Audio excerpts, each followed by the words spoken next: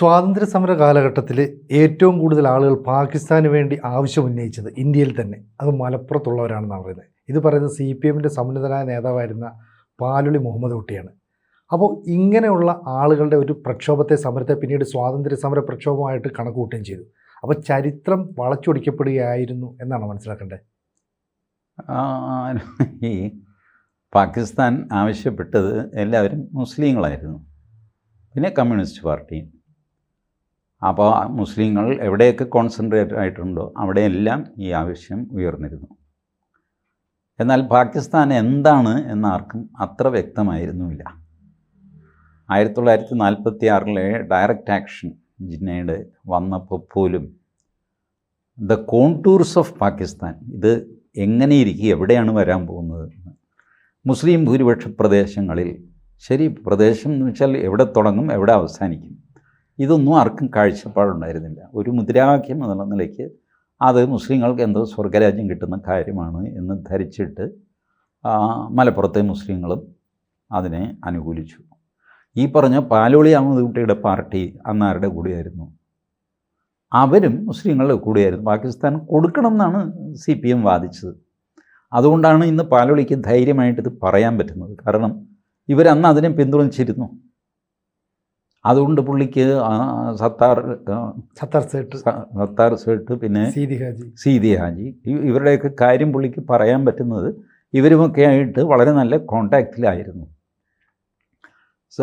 പിന്നെ സംഭവിച്ചത് എന്താണെന്ന് വെച്ചാൽ 46 മലബാർ ഡിസ്ട്രിക്ട് ബോർഡിലെ തെരഞ്ഞെടുപ്പ്, അതിൽ കോൺഗ്രസ്സിനെ മുസ്ലിം ലീഗ് പിന്തുണച്ചു. അത് വലിയ വിവാദത്തിന് ഇടയാക്കി.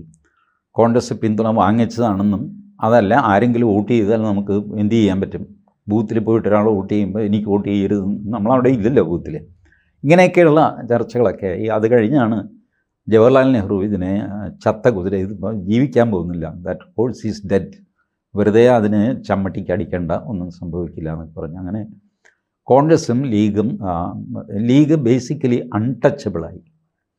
ഇപ്പം ലീഗ് മെല്ലെ അവരുടെ അൺടച്ചബിലിറ്റി മാറ്റണമല്ലോ. ഇന്നിപ്പോൾ കേരളത്തിൽ BJP അൺടച്ചബിളായ അതേ അവസ്ഥയായിരുന്നു ഒരു കാലത്ത് ലീഗിന്. So somehow they have to remove their untouchability. അതിനേത് ത്യാഗവും സഹിക്കാൻ അവർ തയ്യാറായി.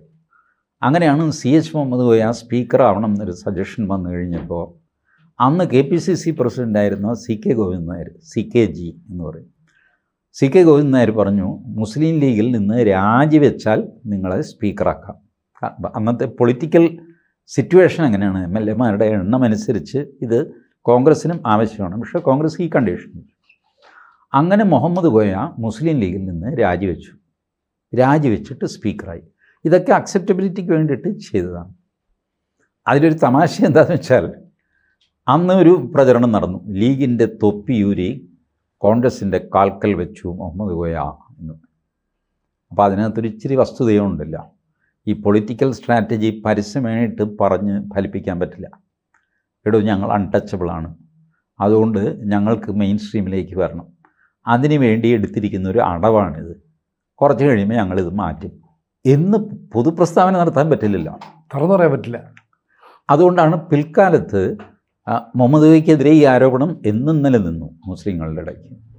പിൽക്കാലത്ത് മുഹമ്മദ് കോയ എന്ത് ചെയ്തു, വിളക്ക് കൊളുത്തില്ല, ഉദ്ഘാടനം വിളക്ക് കൊടുത്തില്ല, നിലവിളക്ക് ഹറാമാണ് എന്ന് പറഞ്ഞു. അപ്പോൾ ഈ തലയെക്കെട്ടും താടിയൊക്കെ ഉള്ളവർ കൈയടിച്ചു, ഇപ്പോൾ ഇവൻ ഇസ്ലാമായി. ഇതിന് വേണ്ടിയിട്ടാണ് താനത് പറഞ്ഞതെന്നും ആരെങ്കിലും നിലവിളക്ക് കൊളുത്തുകയാണെങ്കിൽ കൊളുത്തിക്കുമെന്നും പിൽക്കാലത്ത് മുഹമ്മദ് കോയ പറഞ്ഞെങ്കിലും ആരും അത് സീരിയസ് ആയിട്ട് എടുത്തില്ല. ഇന്നും മുസ്ലിം ലീഗിൽ നിലവിളക്ക് ഹറാമായിട്ട് നിൽക്കുന്നു. അത് തെറ്റിച്ച 1-2 പേരുണ്ട്, നാലകത്ത് സൂപ്പിയോ മറ്റോ തെറ്റിക്കുകയും ശാസിക്കുകയോ എന്തൊക്കെയോ ചെയ്തു. അപ്പോൾ മുസ്ലിം ലീഗ് ബേസിക്കലി പാകിസ്ഥാൻ ആവശ്യം ഉന്നയിച്ചവരാണ്. ബട്ട് സ്വാതന്ത്ര്യം കിട്ടിക്കഴിഞ്ഞപ്പോൾ അതിൽ നിന്ന് അവർ പുറകോട്ട് പോവുകയും ചെയ്തു. ഇത് ലഖ്നൗവിലെ ഒരു പൊതുയോഗത്തിൽ സർദാർ പട്ടേൽ ചോദിച്ചതാണ്. ഇത് ഇന്നലെ വരെ എൻ്റെ അടുത്ത് പാകിസ്ഥാൻ വേണം എന്ന് പറഞ്ഞ് തർക്കിച്ചുകൊണ്ടിരിക്കുന്ന മാന്യന്മാർ മുഴുവൻ എൻ്റെ മുമ്പിൽ സദസ്സിലിരിക്കുന്നു. ഇന്നിപ്പോൾ അവർ പറയുന്നു ഞങ്ങൾ പാകിസ്ഥാനിൽ പോകുന്നില്ല. എന്താ നിങ്ങൾ പോകാത്തത്? നിങ്ങൾ ചോദിച്ച സാധനമല്ലേ പാകിസ്ഥാൻ? കിട്ടിക്കഴിഞ്ഞപ്പോൾ ഞാൻ പോണില്ല, പിന്നെ ഇവിടെ എന്ത് ചെയ്യാൻ പോവുക? അതിൻ്റെ ഉത്തരം മൗലാന അബുൽ കലാം ആസാദ് പറഞ്ഞു. ഭാരതത്തിൽ നിന്ന് ചെളിവെള്ളം ഒരുപാട് ഒഴുകിപ്പോയി. പക്ഷേ ചെളിവെള്ളം ഒഴുകിപ്പോകുമ്പോൾ ഈ കുഴിയിൽ ട്രാപ്പായിപ്പോയ ചെളിവെള്ളം ഉണ്ടല്ലോ, അതിവിടെ തന്നെ കിടക്കും. അതാണ് ഈ പറഞ്ഞ ആൾക്കാർ. അതെ, കെട്ടിക്കിടക്കുന്ന ചെളിവെള്ളമാണ് ഭാരതത്തിലെ ബാക്കി നിൽക്കുന്ന മുസ്ലിങ്ങൾ എന്ന് പറഞ്ഞത് മൗലാന അബുൽ കലാം ആസാദാണ്. എന്നെ തല്ലാനൊന്നും വരരുത്, അന്നത്തെ കാലത്ത് പറഞ്ഞതാണ്. ബട്ട് പിന്നെയും ഗംഗയിൽ ഒരുപാട് വെള്ളമൊഴുകി, വേമ്പനാട്ട് കായലിൽ ഒരുപാട് വെള്ളമൊഴുകി. മുസ്ലിം ലീഗ് പഴയ ചരിത്രം മറന്നു, മുസ്ലിം ലീഗിൻ്റെ ചരിത്രം നാട്ടുകാർ മറന്നു. ഈ ചരിത്രം അറിയാവുന്ന വളരെ പ്രായമായ പാലോളി അഹമ്മദ് കുട്ടി അവരുടെ ഒരു സോവനിയറിന് കൊടുത്ത അഭിമുഖത്തിൽ അന്നത്തെ കാര്യം പറഞ്ഞു എന്നേ ഉള്ളൂ. അന്നത്തെ കാര്യം. പക്ഷേ ഇന്നത്തെ തലമുറ അറിയാതിരിക്കാൻ വേണ്ടി മാധ്യമങ്ങളടക്കം ആ വാർത്തയ്ക്ക് വലിയ പ്രാധാന്യം കിട്ടുന്നില്ലല്ലോ. അല്ല, അത് പൊളിറ്റിക്കലി ദോഷം ചെയ്യും എന്നവർ വിചാരിക്കുന്നു. കേരളത്തിലെ മാധ്യമങ്ങൾ നോക്കൂ, ഇസ്ലാമിന് ദോഷമുണ്ടാക്കുന്ന ഒരു വാർത്തയും അവർ കൊടുക്കില്ല. അതാരും പറയണ്ട. അതൊരു ഗൂഢാലോചനയുമല്ല, കോൺസ്പിറസിയല്ല, അതൊരു കൺസെൻസസാണ്. ഒരു മാധ്യമത്തിൽ സിനിജിക്ക് ജോലി കിട്ടിക്കഴിഞ്ഞാൽ ആ മാധ്യമം പറയാതെ തന്നെ സിനിജി ഈ പ്രവൃത്തി ചെയ്യും. കാരണം സിനിജിക്ക് അറിയാം ഇതാണ് മുഖ്യധാര ചാനലുകളിലെ. അപ്പോൾ അവരാരും പറയില്ല, പത്രങ്ങളും മിണ്ടില്ല. ഇനി ആരെങ്കിലും വെട്ടുപിഴച്ച് എഴുതിയെന്ന് വെച്ചോ അയാൾ ശാസിക്കപ്പെടും. അങ്ങനെയാണ് മാതൃഭൂമിക്ക് ഒരിക്കൽ പറ്റിയത്. അവർ ഈ സോഷ്യൽ മീഡിയയിൽ വരുന്ന കാര്യങ്ങളെ വെച്ച് ഒരു പേജ് ചെയ്തു മാതൃഭൂമി. അപ്പോൾ അതിൽ ശരിയാ നിയമത്തെ പരിഹസിച്ചുകൊണ്ട് ഏതോ ഒരു നല്ല റൈറ്റപ്പായിരുന്നു, അത് അശ്ലീലമൊന്നുമല്ല, പക്ഷേ ശരിയാ നിയമത്തെ പരിഹസിച്ചുകൊണ്ടാണ്. ഇതും മാതൃഭൂമിയിൽ ഈ പേജ് ചെയ്ത ആൾ ആഡ് ചെയ്തു.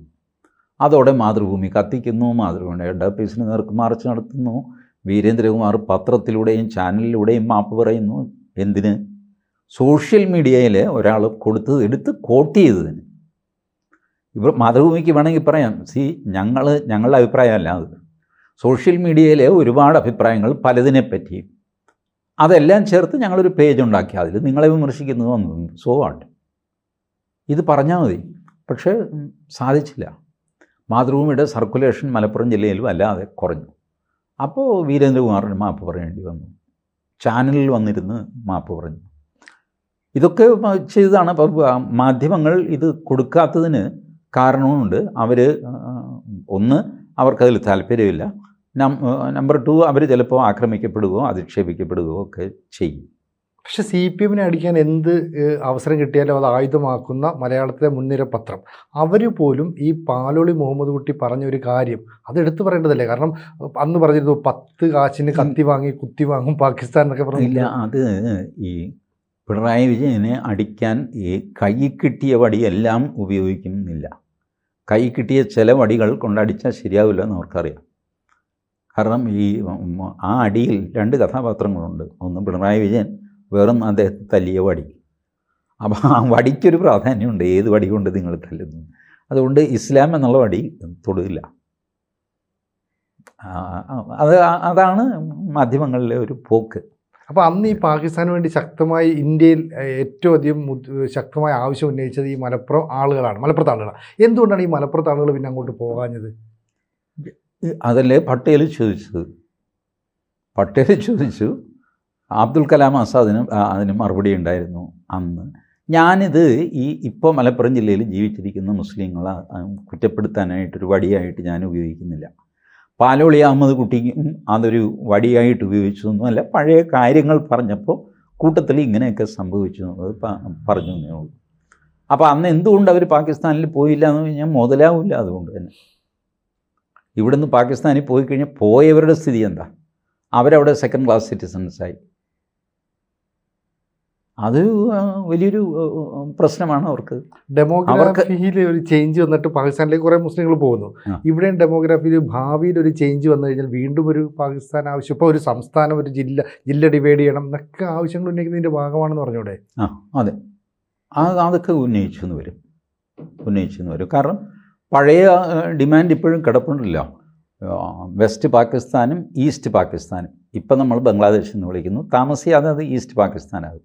ഇത് തമ്മിൽ കണക്ട് ചെയ്തുകൊണ്ടുള്ളൊരു കോറിഡോർ, അത് പഞ്ചാബ്, ഉത്തർപ്രദേശ് ഇതിനെയൊക്കെ മുറിച്ചുകൊണ്ട് ഒരു കോറിഡോർ, അതവരുടെ ആവശ്യമായിരുന്നു.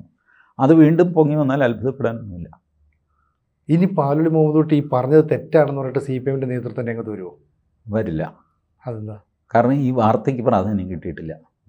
അതങ്ങ് പൊക്കോട്ടെ. അതുകൊണ്ടാണല്ലേ. മാത്രമല്ല പാലോളി അത് തിരുത്താനൊന്നും പോകുന്നില്ല. പാലോളി തിരുത്താനും സാധ്യതയില്ല. ഇത്രയും പ്രായമായ മനുഷ്യന് നിങ്ങളല്ല ചേട്ടാ അത് ചെയ്ത് പാർട്ടിക്ക് ദോഷമായി പോയി അതുകൊണ്ട് തിരുത്തണം എന്നൊക്കെ പറഞ്ഞാൽ പുള്ളി പറയും എന്ത് ദോഷമിടൂ, ഇതൊക്കെ ചരിത്രമല്ലേ എന്ന് പറയും. ഞാൻ തിരുത്തി എന്ന് വിചാരിച്ചിട്ട് ചരിത്രം സ്വയം തിരുത്താനൊന്നും പോകുന്നില്ല. നടന്നതല്ലേ. ഇതൊക്കെ ഈ നമ്മുടെ അസംബ്ലി ആർക്കൈവ്സിലുണ്ടെന്നേ. നമ്മുടെ കേരള ലെജിസ്ലേറ്റീവ് അസംബ്ലിയുടെ ആർക്കൈവ്സിൽ കയറി കഴിഞ്ഞാൽ അതിനകത്ത് ഈ കാര്യങ്ങളൊക്കെ ഉണ്ട്, തർക്കവും വാദവും ഒക്കെ. എന്തായാലും പുതുതലമുറ ഇത് ചർച്ച ചെയ്യുമോ എന്നുള്ളത് സോഷ്യൽ മീഡിയയിൽ ചർച്ചയാണ്. അത് പുതുതലമുറ ഏറ്റെടുക്കുമോ എന്നൊക്കെ ഉള്ളത് നമുക്ക് നോക്കാം. കൂടുതൽ വാർത്തകളും വിശേഷങ്ങളും നിങ്ങളിലേക്ക് എത്താൻ ABC മലയാളം സബ്സ്ക്രൈബ് ചെയ്യുക, ബെൽ ബട്ടണും അമർത്തുക.